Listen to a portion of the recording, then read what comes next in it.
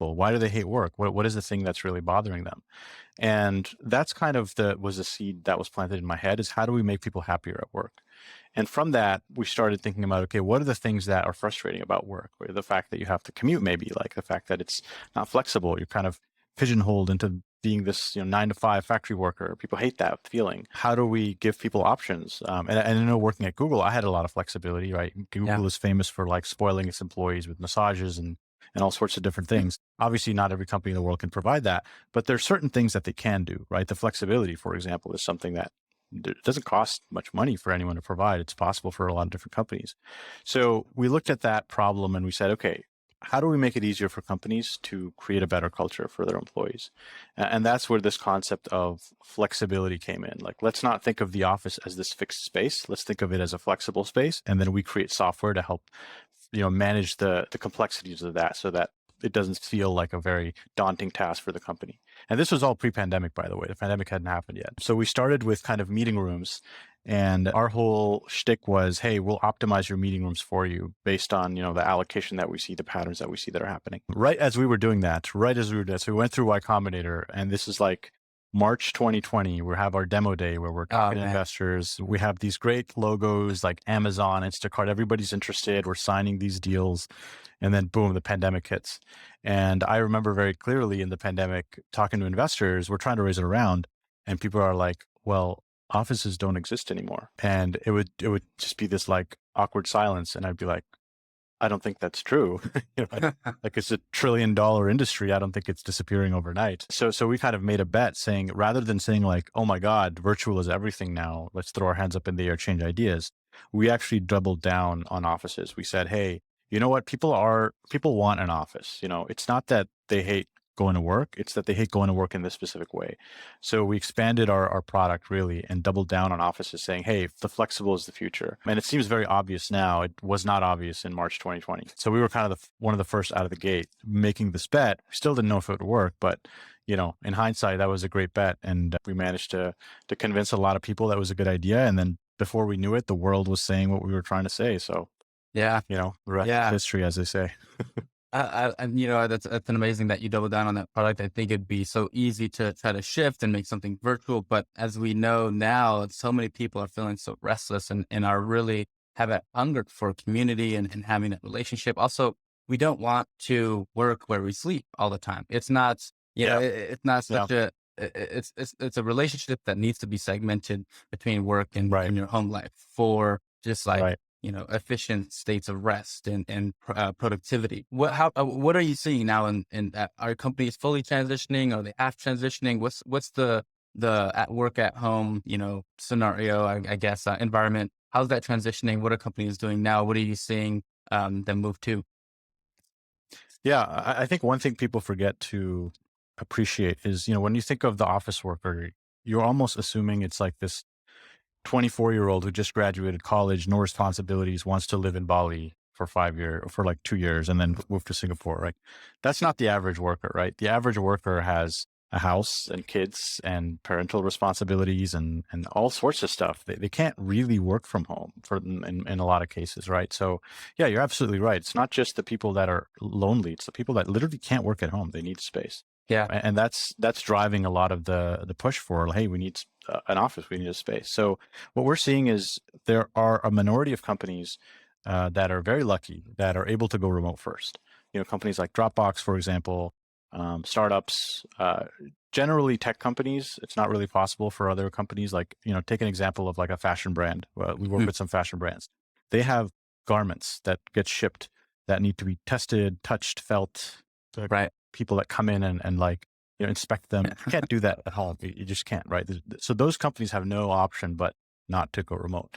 So yes, the remote is definitely been accelerated through the pandemic, but it's not the majority of companies. Most people are not really considering going fully remote, apart from, a minority of companies. Then you have the other side of the spectrum, which is, hey, everybody go back to work 9 to 5, 5 days a week, just like it was before the pandemic. I would say that's also the minority. I think a lot of people have realized that, hey, people can be productive at home. Maybe we don't Yeah. need to be that strict. There are some industries, I'm thinking like banking, legal, industries that have been around forever, and they're the leaders of those organizations are 100 years old. They are kind of set in their ways. They really want the office to feel like it did before. So in those cases, there's some small segment that's also doing that. But the majority of companies are rethinking what the office means. And the path they pick is very, very varied, right? For some people, it's like completely flexible. It's like, hey, we have a Yeah. space. You come in whenever you want. No requirements, no restrictions, nothing. It's there for you. Just show up whenever you want. And then you have others that are like, hey, we actually have a lot of rules around it. You have to come in minimum 2 days a week. You have to tell your manager if you can't. You have to come in at least 70% during the month, like all these rules. But it's not 100%. It's still like you want to work from home Fridays because your kids Yeah. are home, like go ahead, So, and everything in the middle. There's so many different equations and policies that we've seen.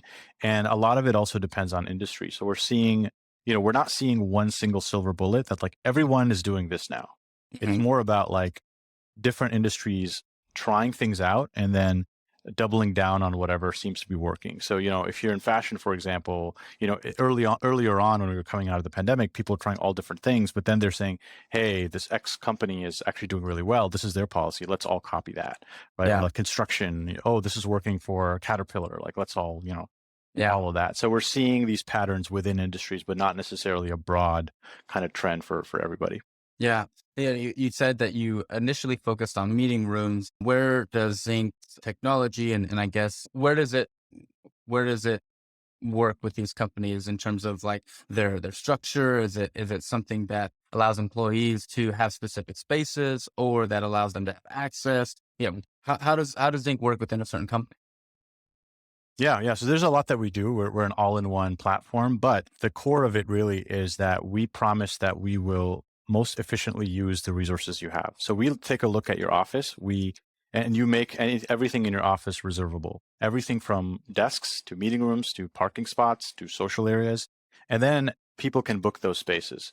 And what we promise is because of our software, it's really easy to book and it's very efficient because we will do the calculation to figure out, okay, this work is here at this time. Here's where we book it. That way you get the most out of your office. You don't have these like 2-person meetings happening in 12-person meeting rooms and everyone's like knocking, being like, what the heck? Yeah. I need this 12-person room and it's taken over by this one-on-one. So that's kind of where we come in. That's kind of our the core technology that we are proud of, that we built. Of course, there's a lot of other ways we help companies. We have this reservation system where you can be like sitting on your couch and be like, I want to come in next week, but I don't know what day. And we will figure out like, oh, you work very closely with these three people. Jill and I Bob are think. coming in on Tuesday at 4 p.m. to 5. You have 3 meetings. We think the day is the best. You click a button, we book it for you, find a place next to your buddies. All of that kind of happening in the background. We have a full meeting room management solution that we talked about a little bit earlier. We do like visitor management as well. So if you have like people that are not from your company, you want them to have a great experience when they come visit, we take care of that. And yeah, just a lot of safety features as well to like make sure people are safe. There's a lot of like COVID stuff that happened during the pandemic. Like, hey, are you vaccinated? Are you sick? Like you fill out this checklist. We used to do Mhm. that too. That's less common nowadays. But yeah, just a lot of things around making your office efficient, making it like approachable for people instead of just like sending an email saying, hey, we have this office. Yeah. Here's the code. Come in whenever you want. Yeah.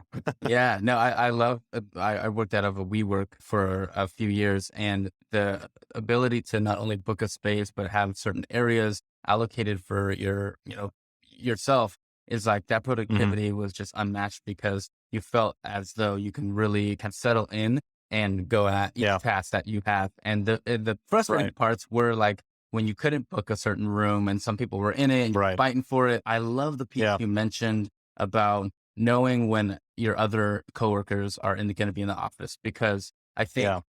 I think that's a completely underrated aspect of working with a team is making sure your team members are there because otherwise it doesn't make Yeah. sense, you know. Exactly. Yeah, no, that's incredible. What are some of the difficulties that come with building technology that works on a physical space?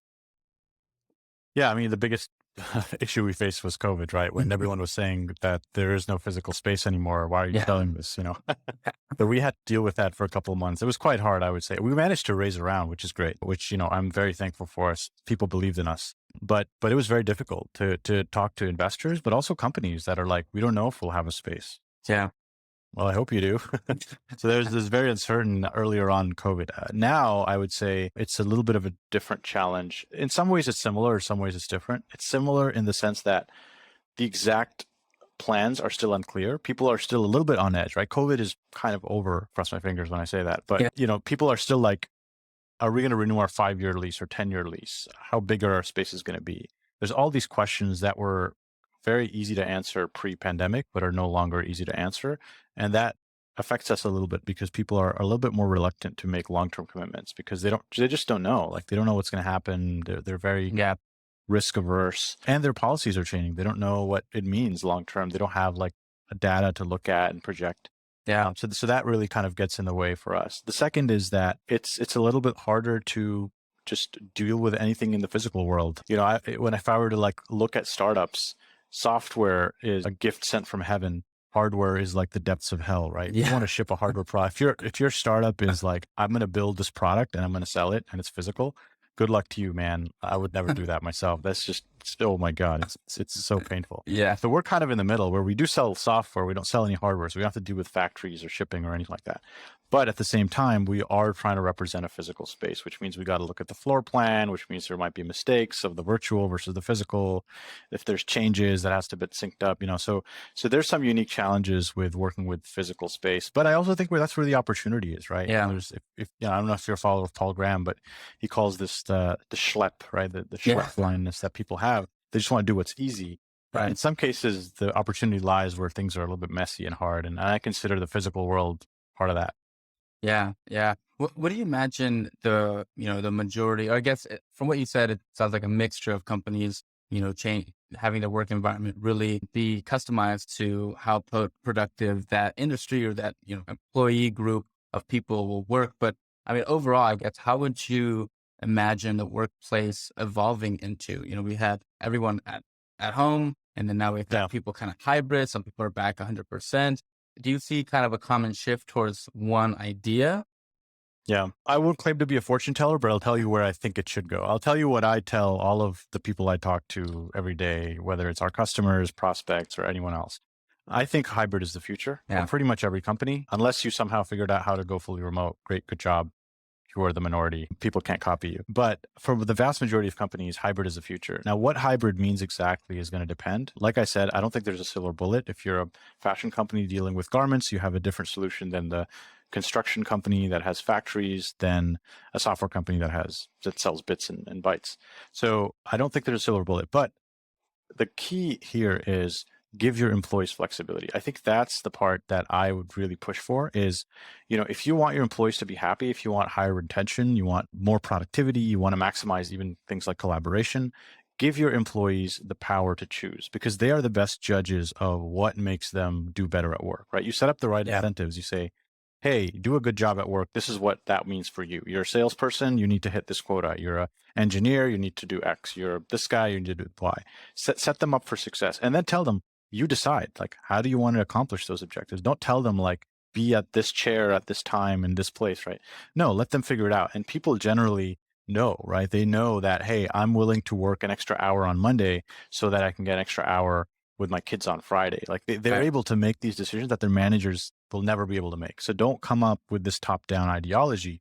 Try to go more bottom up. So I think we're seeing a lot more power being given to employees. Not as much as I would like. Personally, I'm advocating for even more. I'm actually, I talk with some of our customers and they have these policies and I'm like, simplify it, like make it easier. Give your employees even more freedom to choose. And that's ultimately going to help you. Yeah. And that's kind of the bet we've made with our software too. So in a way, I'm a little bit biased because that's what we design our software for is like we are the most employee friendly software. And for us, it's all about, helping the employee choose, not so much about the company coming down and enforcing those rules. So when I look at the future, I'm actually optimistic. I almost feel like we may be able to solve the 100-year-old problem of corporate America feeling like they're drones, Yeah. I feel like we may be able to solve that if you just give people the freedom to figure out